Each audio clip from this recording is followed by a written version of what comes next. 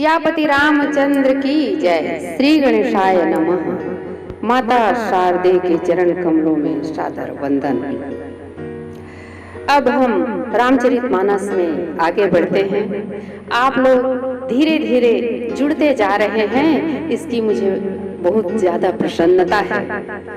रामचरितमानस का बखान करना और सुनना दोनों ही पुण्य का कार्य है, तो हम और आप मिलकर यह पुण्य कार्य कर रहे हैं। भगवान श्री राम अवश्य ही हमारी प्रार्थना सुनेंगे, हमारी मदद करेंगे, कष्टों को हरेंगे। इन्हीं आशाओं के साथ हम रामचरितमानस को में आगे बढ़ते हैं और आप सबका मैं आशीर्वाद चाहती हूँ। तो आइए भगवान राम का स्मरण कर ले। शरण में ले लो हे घनश्याम, शरण में ले लो हे घनश्याम, शरण में राखो हे घनश्याम, शरण में राखो हे घनश्याम।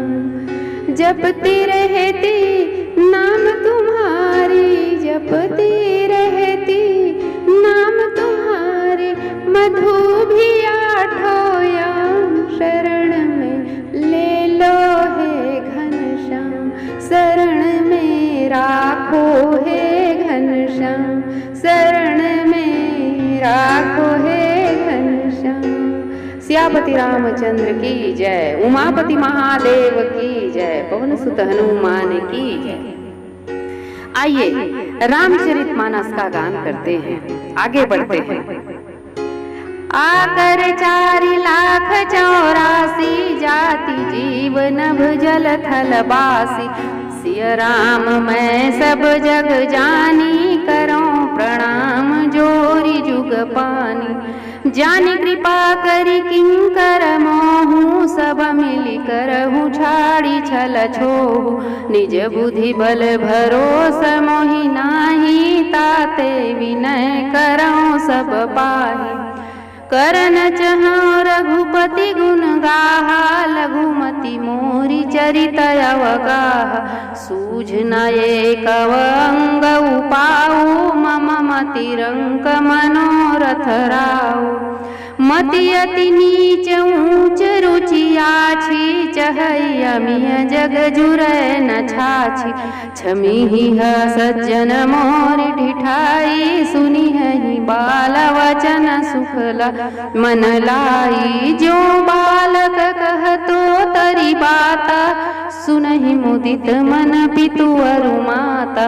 हसी हहि कूर कुटिल कुविचारी, जे पर दूषण भूषण धारी। निज कवित केहि लागन नीका, सरस हो अथवा अति फीका। जे पर भणिति सुनत हर साही, तेवर पुरुष बहुत जग नाही।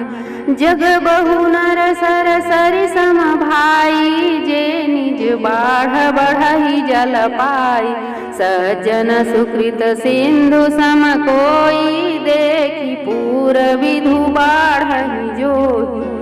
भाग छोट अभिलाष बढ़, करऊं एक विश्वास।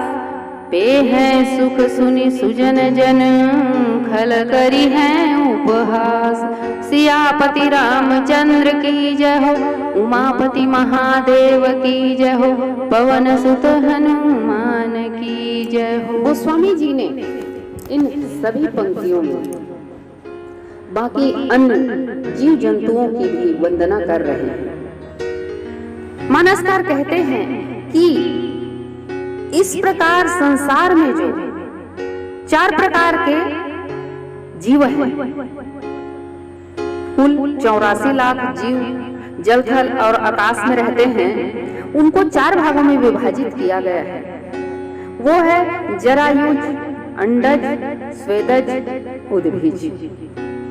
जरायुज जन्म लेने वाले, अंडज अंडा से जन्म लेने वाले, स्वेदज स्वेद से उत्पन्न होने वाले, पसीने से उत्पन्न होने वाले कीड़े मकोड़े जीव जंतु, उद्भिज पेड़ पौधे।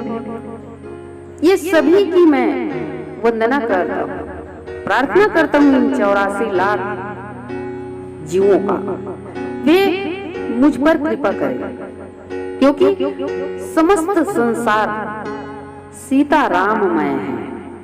तो सीताराममय इस संसार को मैं हाथ जोड़कर प्रणाम करता हूँ, वे मुझे रामचरितमानस लिखने में सहयोग करें।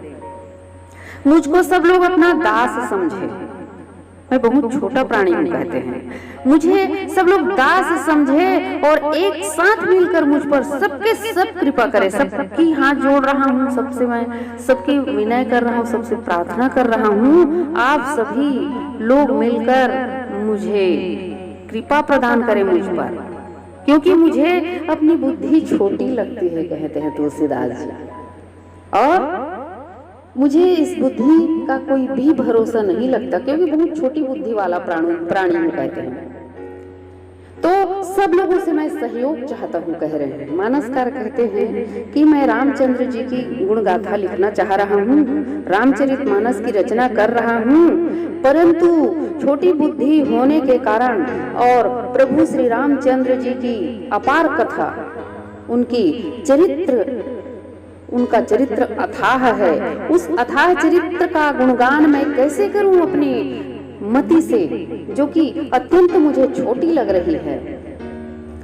आप सभी को पता है काव्य के कितने अंग हैं, और मुझे उन सब की जानकारी नहीं है, क्योंकि इस छोटी बुद्धि में मैं इन सबको समाहित नहीं कर सकता।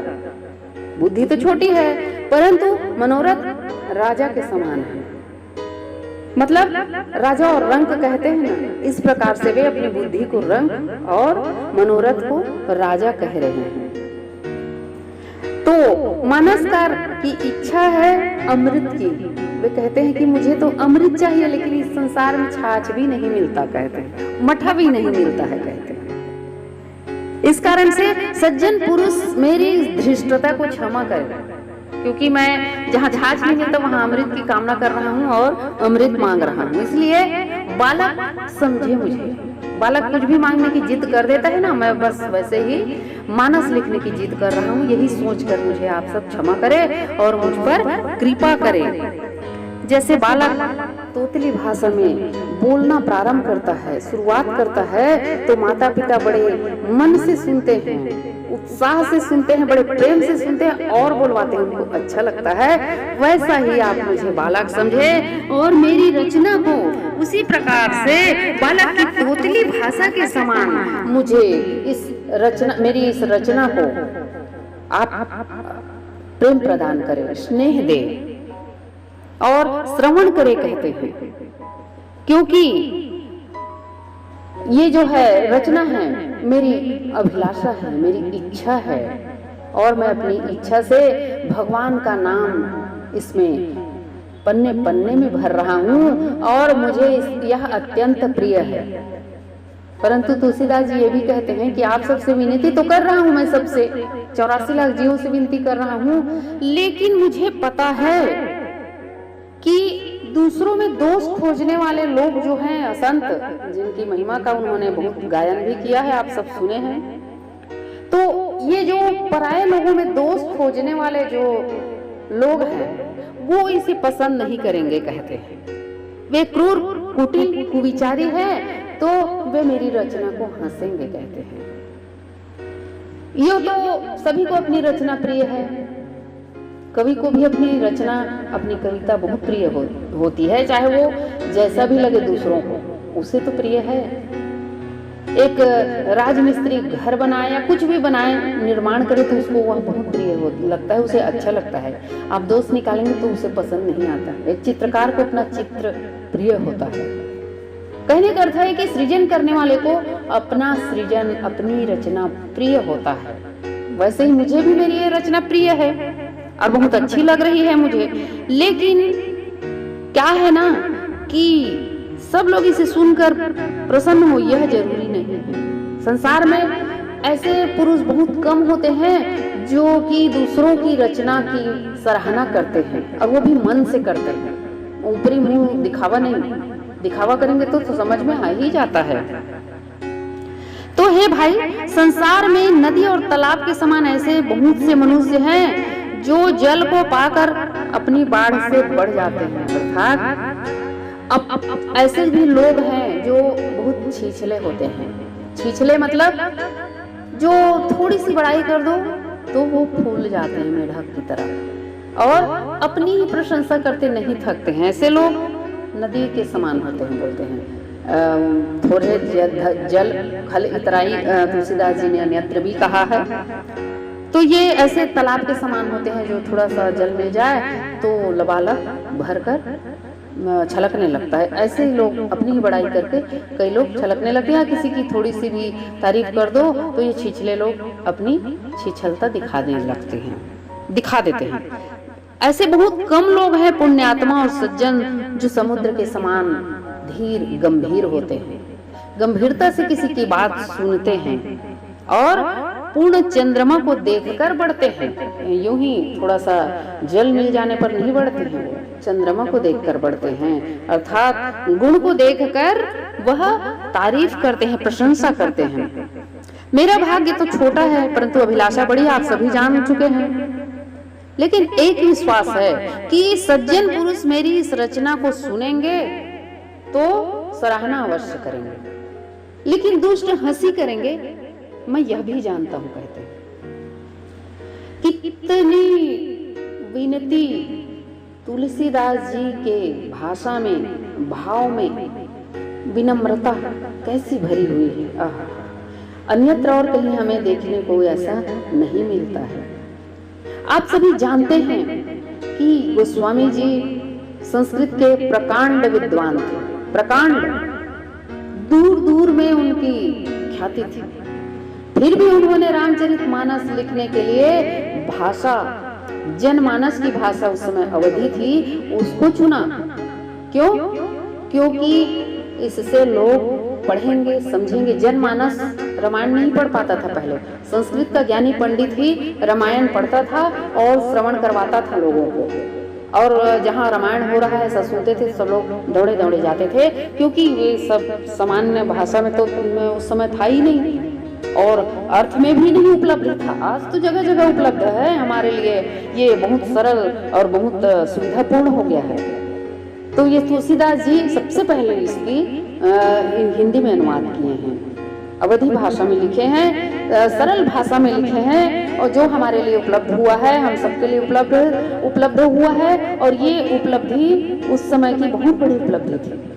तो वे लिखने से पहले बड़ी विनम्रता से सबसे विनय कर रहे हैं, प्रार्थना कर रहे हैं, और उनकी विनती सुनकर, उनकी विनम्रता देखकर बड़ा अचरज होता है, आश्चर्य होता है। इतने बड़े विद्वान, इतने बड़े प्रकांड पंडित ऐसा इस प्रकार से विनय कर रहे हैं। भगवान के सामने तो दीनता दिखाते ही हैं, लोगों के सामने भी अपनी मति को छोटा कहना, अपनी मति को नीच कहना, लोगों को बड़ा कहना, ये उनका बड़प्पन है। मैं तुलसीदास जी को बड़े विनम्र भाव से दोनों हाथ जोड़कर प्रणाम करती हूँ। उनके सारे गुण मुझ में आ जाए, यह मैं भी चाहती हूँ, ताकि मैं भी राम भक्त हो जाऊं। मैं भी चाहती हूँ राम की भक्ति, जैसे तुलसीदास जी को भक्ति मिली, भगवान सिया राम मुझ पर भी कृपा करे। सियापति रामचंद्र की जय। आप सुनते रहिए मानस और मुझे अनुग्रहित करते रहिए। बहुत बहुत धन्यवाद।